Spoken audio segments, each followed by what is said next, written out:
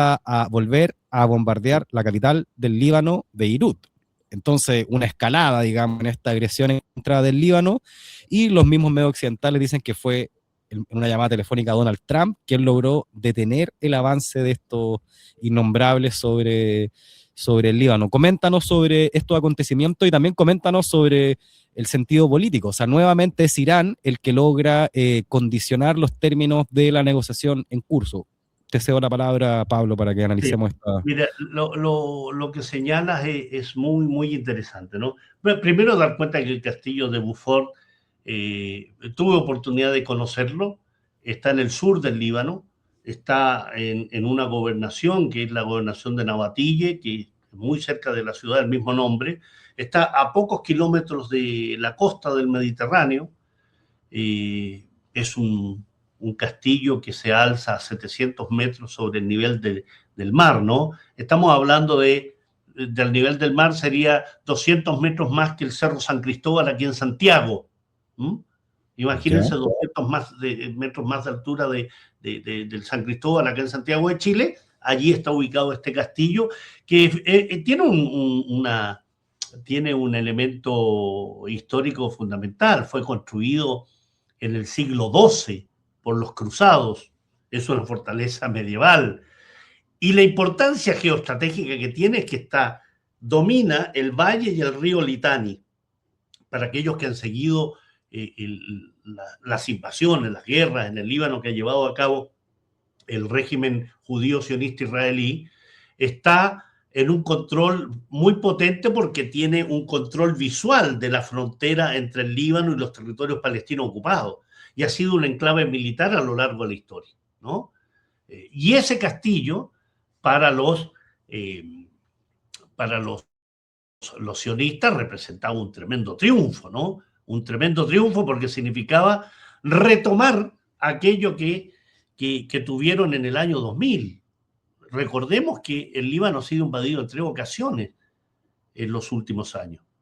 Fue invadido el año 1982, se fueron el año 2000, no se fueron por la buena, se fueron expulsados por el movimiento de resistencia islámica del Líbano, volvieron el año 2006 y fueron nuevamente derrotados por las fuerzas de la resistencia.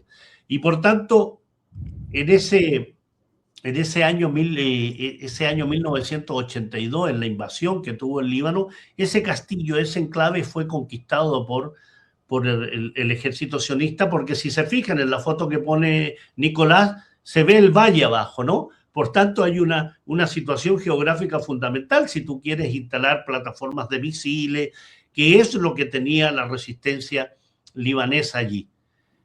¿Por qué han llegado hasta esa zona los sionistas? Por 2 elementos. Uno, una ofensiva muy potente por parte del régimen sionista, pero la cooperación y la traición del gobierno libanés. Para entender bien eso, hay que dar cuenta que quien lleva la lucha de autodeterminación y de resistencia en el Líbano es la resistencia libanesa, no el ejército libanés. El ejército libanés responde al gobierno libanés, que es un gobierno conformado, como es un gobierno, un estado confesional, es decir, el presidente es cristiano maronita, el primer ministro es musulmán sunita y el presidente del parlamento es musulmán chiá.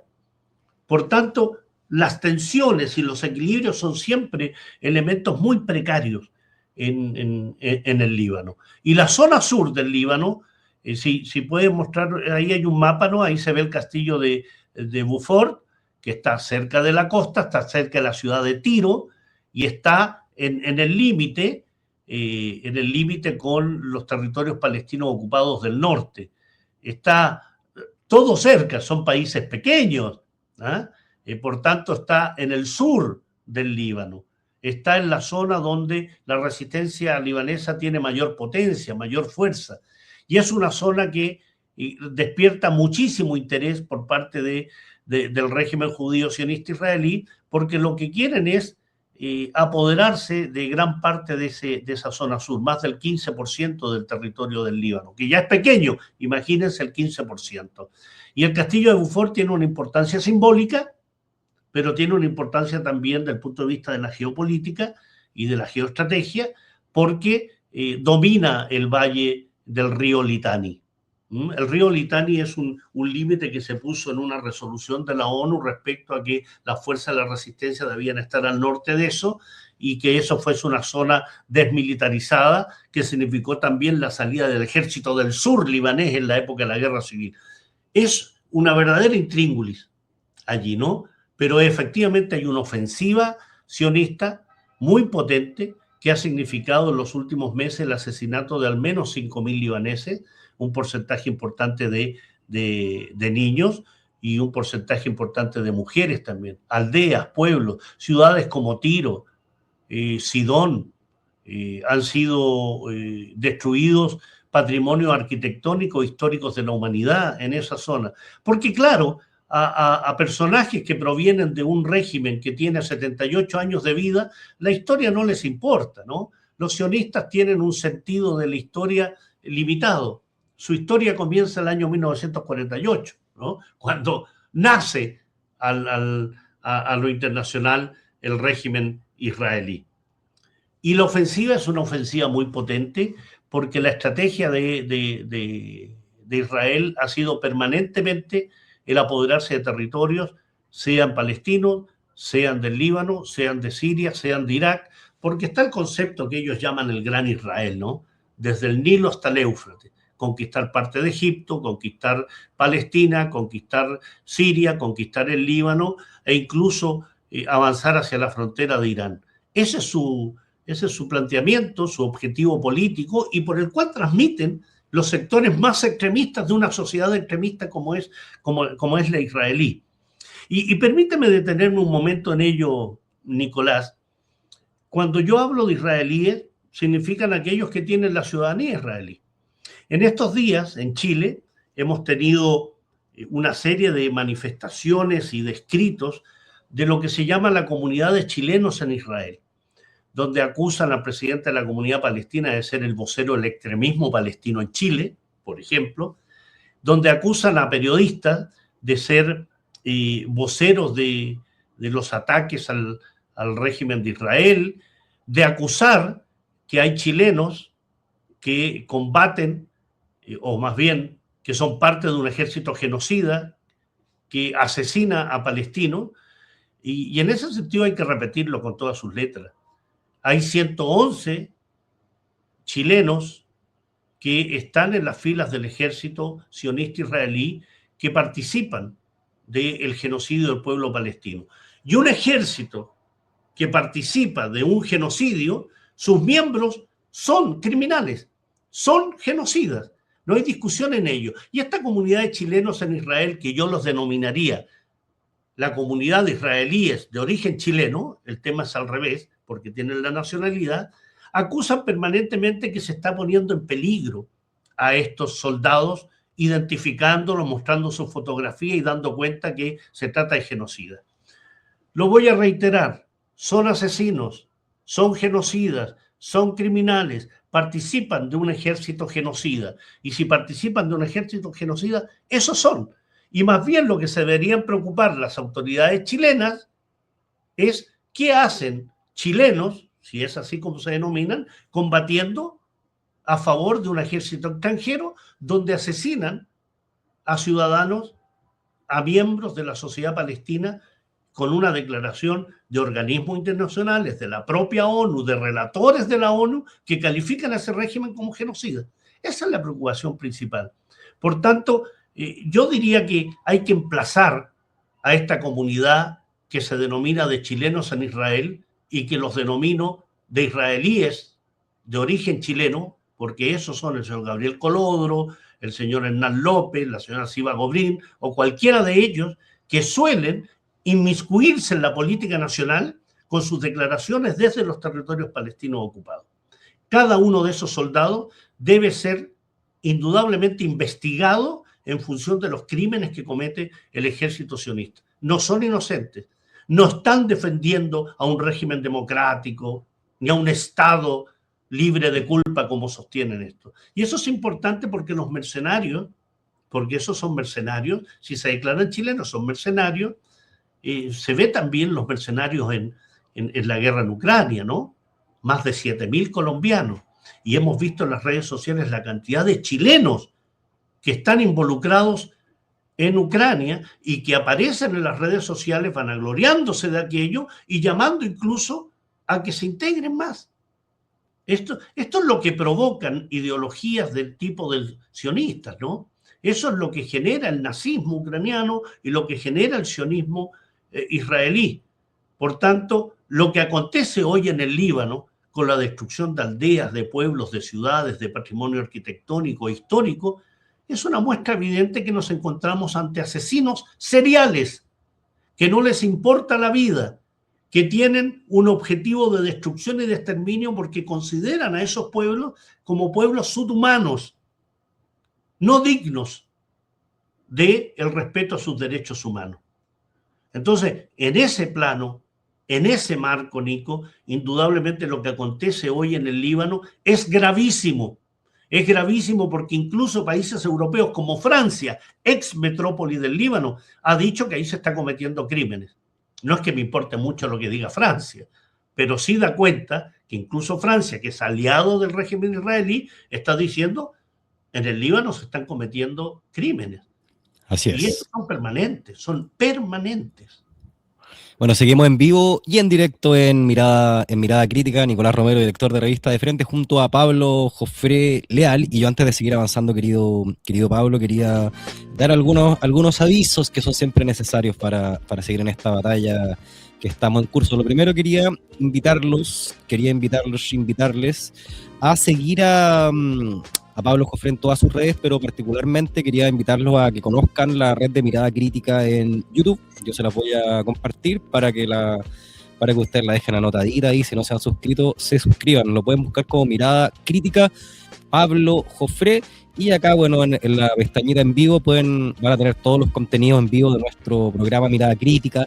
También pueden encontrar, y esto es ultra recomendable, tenemos los clips largos del seminario de Mirada Crítica. Entonces, por ejemplo, tenemos acá, bueno, del programa anterior, este es del seminario, Siria, Trayectoria y Caída, Seminario de Mirada Crítica.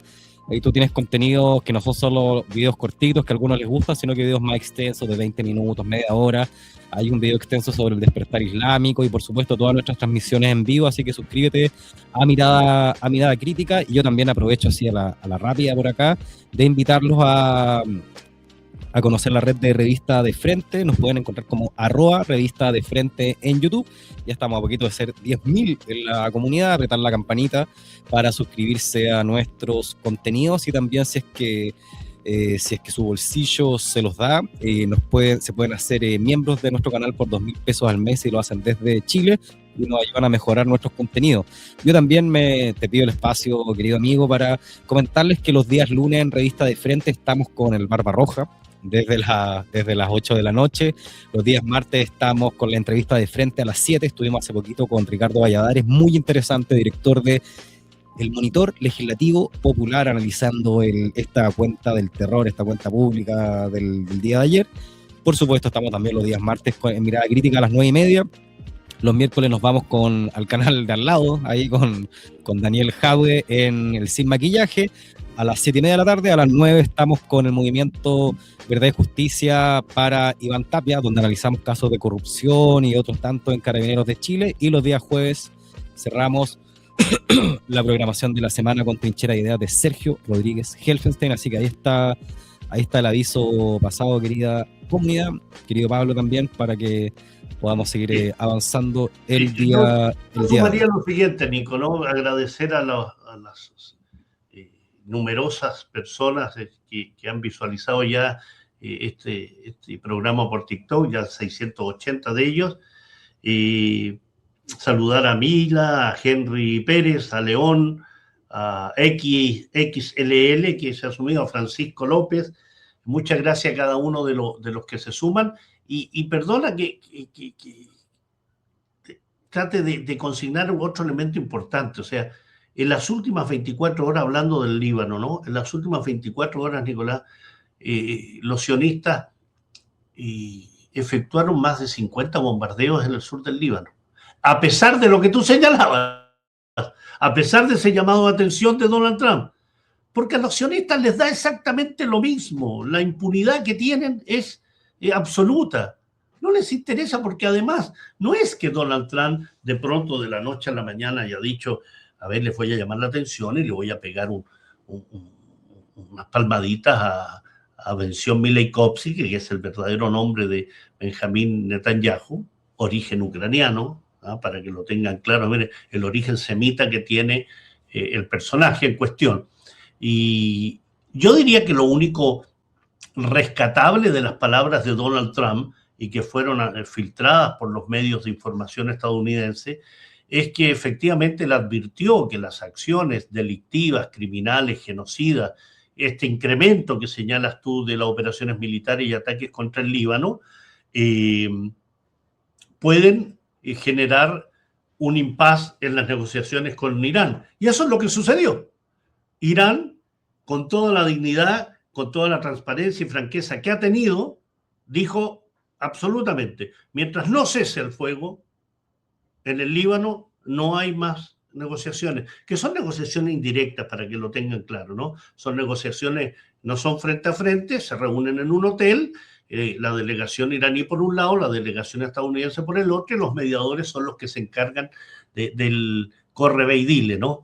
Pero con claridad le dijo, esta es la situación, se sigue bombardeando el Líbano, no hay negociaciones. Entonces, efectivamente, Milei-Kopsky tiene allí presiones muy potentes desde el punto de vista de Estados Unidos, que a su vez tiene presiones internas también muy, muy poderosas. Las elecciones de medio término en noviembre próximo, las discrepancias al interior de los republicanos respecto a involucrarse en una guerra por mandato del sionismo interno y el de Israel, en función de los intereses ajenos a lo que esos republicanos de MAGA sostenían que deben ser los intereses de Estados Unidos. Entonces, estamos hablando también, así como te mencionaba, y le mencionaba a nuestros amigos y amigas, las disputas internas en Rusia respecto al incremento de las acciones bélicas en función de lo que estaba aconteciendo, en Estados Unidos existen esas disputas internas también. Demócratas que están por el lado de poder criticar permanentemente al gobierno de Trump porque le significa llegar agua a su molino, y dentro de los republicanos aquellos que dicen aquí no se ha cumplido lo comprometido por Donald Trump, que era el fin de la guerra en Ucrania, que era el fin de cualquier conflicto externo y que nos preocupáramos de la casa, ¿no? Bueno, Donald Trump nos ha preocupado de la casa y lo que ha generado es una debacle internacional con amigos, con adversarios y con enemigos. Conflictos con México, conflictos con Colombia, conflictos con Panamá, conflictos con Dinamarca, conflictos al interior de la OTAN y a través de la Unión Europea, calificándolos de cobardes, de timoratos, de no apoyarlos en la guerra de agresión contra Irán, y hoy empantanado en la guerra contra Irán. No controla el estrecho de Hormuz, lo controla Irán. Al mismo tiempo no ha podido destruir nada de lo que prometió destruir, porque lo que ha significado para Irán no solo es un rearme, sino que al mismo tiempo la consolidación de un apoyo social muy potente. Cuando creyeron que a fines de diciembre del 2025 y principios de enero del 2026, a través de esas manifestaciones que fueron declaradas por el gobierno iraní como legítimas, en función de que podían con todo el derecho a reclamar frente a la situación económica, pero otra cosa distinta era aceptar la infiltración de kurdos iraquíes, separatistas de la zona noroeste de Irán, o soportar a grupos extremistas reconocidos por el Mossad israelí, reconocidos por la CIA estadounidense, de apoyar a parte de esos manifestantes, y que significó más de 3.000 muertos. Gran parte de ellos civiles iraníes, a manos precisamente de aquellos que asesinaron policías, guardias, población civil. Ellos dijeron, esta es la nuestra, aquí se derrumba el gobierno iraní e Irán vuelve a nuestro redil después de 48 años. Y no solo no sucedió eso, sino que la población iraní salió masivamente a apoyar al gobierno y a apoyar a la revolución islámica, y se incrementó ese apoyo a partir del 28 de febrero de este año 2026. Recordemos, el primer día del ataque sionista imperial, porque el imperio salió con todo, significó el martirio de Seyed Ali Jamenei, el líder religioso iraní, y el asesinato de 170 pequeños en la escuela de Miná, una escuela primaria. Ese fue el primer día. Y posteriormente vino toda la hecatombe y el bombardeo permanente, e Irán no solo respondió con eficacia, sino que hoy gran parte de las bases estadounidenses en Asia Occidental, en las monarquías ribereñas del Golfo Pérsico, han sido parcialmente destruidas. No intervino ningún portaaviones desde el Golfo Pérsico, tuvieron que intervenir a 1000 kilómetros de distancia. No ha sido derrotado Irán en materia de su sistema de misiles, no ha sido derrotado Irán en materia de su programa nuclear. Es decir, los propios estadounidenses, Nicolás, reconocen, al igual que los analistas israelíes un poquito más decentes, reconocen que la guerra fue perdida por Israel y por Estados Unidos.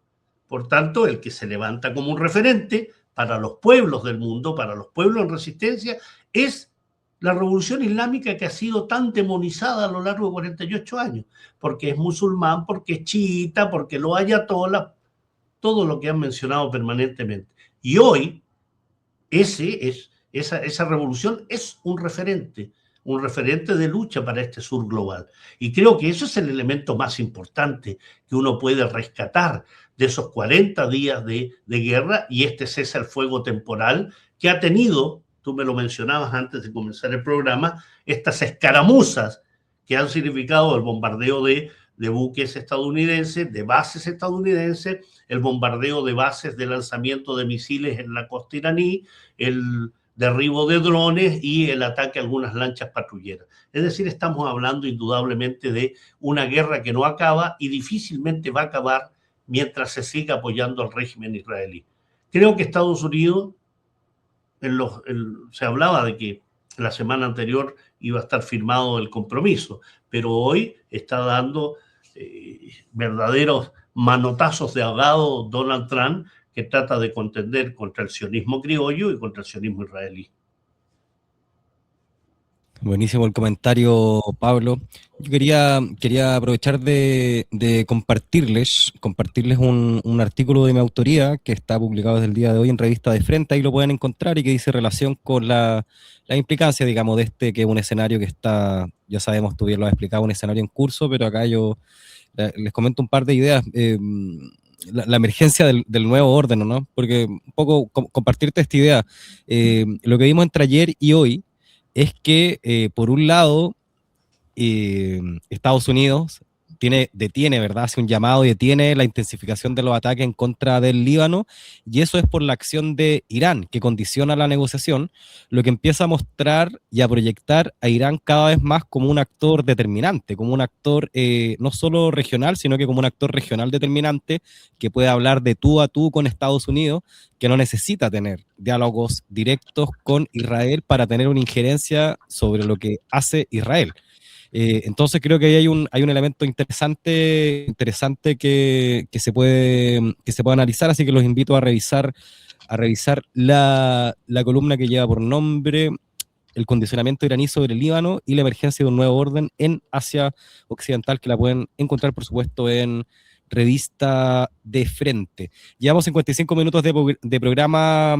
Pablo, no sé si es que hay alguna idea más que te gustaría... Sí, en estos 5 minutitos que nos quedan, bueno, decirle a Gloria Gálvez que efectivamente yo tenía otro canal con otro nombre, Geopolítica Siglo XXI, y la democracia de las redes sociales lo cerró, era un canal que tenía sus buenos miles de seguidores, y hoy se llama Mirada Crítica Paula Jofré Leal en YouTube, en Instagram, en TikTok y todo. Así que pueden verlo allí, ¿no? Agradecer en ese sentido a quienes se suman a Revista de Frente, a Mirada Crítica, que son, diría yo, alternativas absolutamente valederas y absolutamente necesarias en momentos que vivimos. Yo destacaría en el fondo que en lo que hemos hablado hoy, que en general tenemos que sumarnos y tenemos que ver otros medios, otro tipo de información. Si no hacemos eso, nos vamos a quedar con la información sesgada Por lo menos aquí pueden tener la información que yo denomino sesgada y tienen esta otra información. Ustedes verán si toman una u otra o a cuál le dan mayor veracidad o cuál les significa mayor interés. Pero si nosotros nos quedamos con que Rusia es el demonio, Irán es el demonio, los libaneses, los palestinos, los iraquíes, estamos entonces cegados en la visión de mundo. Recordemos, diría yo, ciertos elementos centrales. Irán tiene 7.000 años de historia, 7.000 años de historia. Es un país milenario, es un país que nos ha dotado al planeta de elementos centrales, de cultura, de escritura, de civilizaciones. No nacía Estados Unidos cuando Irán ya tenía sus buenos miles de años. No nacía el régimen israelí, que tiene 78 años. Israel tiene 78 años. Entonces es importante dar cuenta, contextualizar. Rusia, previo a llamarse Federación de Rusia en la actualidad, se llamaba Unión de Repúblicas Socialistas Soviéticas, que duró 70 años, en las cuales formaban parte una serie de nacionalidades. Y en ese entorno de nacionalidades es donde se dio el tema de Crimea, el tema de Ucrania, el tema de una serie de repúblicas socialistas. Entonces, un poco de historia, escarbar. Hay una canción del fallecido Patricio Mans, que se llama Palincesto. El palincesto era un documento, un material donde se escribía y como no estaba el papel, se volvía a pintar para volver a escribir y para volver a escribir se volvía a pintar. Entonces iban quedando las letras bajo cada una de las capas de pintura. Entonces un palincesto es eso, poder leer bajo la escritura que hay. Y ese es el llamado que nosotros hacemos desde estos medios, ¿no? Con Nicolás o con Daniel o con Hugo o con Nicola, un amigo que también tiene su canal, es mostrar otra alternativa y mostrar, por ejemplo, que la lucha por la autodeterminación de Palestina, del Líbano, no son actos terroristas, son actos de liberación frente a la ocupación. Palestina está ocupado desde el año 1948, le ha sido arrebatado casi todo el territorio. Y el poco que le queda está ocupado. Entonces, investigar más, dar cuenta que sionismo no es judaísmo y que no es semitismo. Lo que ha hecho el sionismo es apoderarse de la religión y del concepto semita para que cuando denunciemos sus crímenes, cuando digamos que la comunidad judío-sionista chilena es una comunidad que más piensa en Israel que en Chile, eso no es antisemitismo, eso es una crítica al sionismo. Cuando decimos que soldados de origen chileno sirviendo en un ejército extranjero son genocidas, es porque esos son. Exactamente, cada uno de ellos sirve hoy un ejército de criminales, ejército que viola a los prisioneros palestinos, ejército que viola a las mujeres palestinas, que destruyen plantaciones, que destruyen casas, que bombardean edificios, hospitales, que asesinan niños. El 70% de los asesinados en Palestina son mujeres y niños, al igual que en el Líbano. Entonces, hoy el peligro cierto en Chile, en Argentina y en numerosos países es la presencia sionista, que quizás no es masiva en número, pero es masiva en ideología. Y lo hemos dicho múltiples veces, y con esto termino, Nicolás. Cuando tenemos un embajador de Chile en Estados Unidos, que es un sionista, miembro de la comunidad sionista chilena, cuando tenemos